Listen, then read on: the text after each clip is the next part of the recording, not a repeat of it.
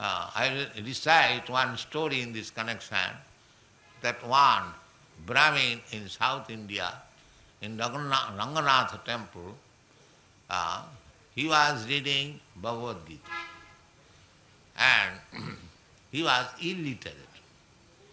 He did not know neither Sanskrit nor any letter, illiterate. So the people neighborhood, they knew that this man is illiterate and he is reading Bhagavad Gita.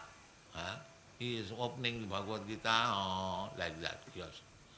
So somebody was joking. Well, Brahmin, how you are reading Bhagavad Gita? He could understand that this man is joking because I am illiterate.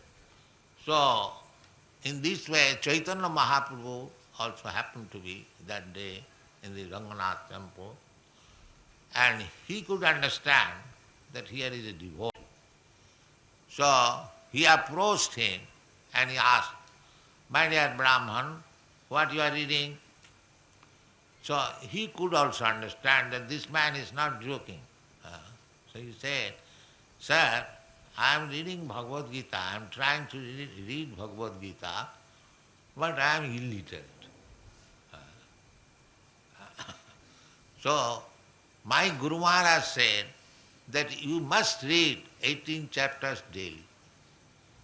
So, I have no knowledge, I cannot read, still Guru Maharaj said, so I am just trying to carry out his order and opening the pages, and that's all. I do not know how to read it." Chaitanya Mahaprabhu said that you are crying sometimes, I see. Then yes, I am crying. How you are crying if you cannot read? No, because when I take this Bhagavad Gita book, I see one picture that Krishna is so kind that he has taken the chariot driver, Sarathi of Arjuna. He is his devotee.